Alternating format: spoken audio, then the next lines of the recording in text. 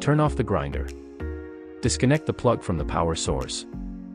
Loosen the hopper security screw with a Phillips screwdriver. Check that the bean trap is fully closed and remove the hopper. Turn the adjustment brake clockwise to tighten the grinding regulator.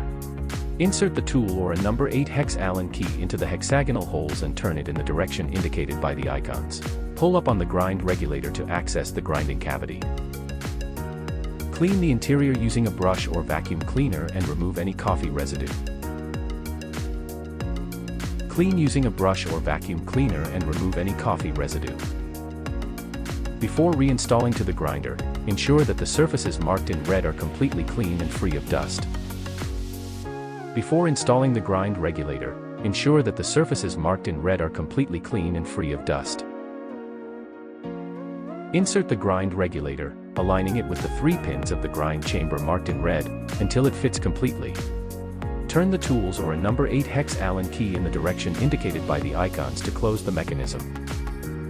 Install the hopper back and open the bean trap. Tighten the hopper security screw with a Phillips screwdriver. Connect the plug to the power source and turn on the grinder. You've completed the grind chamber cleaning.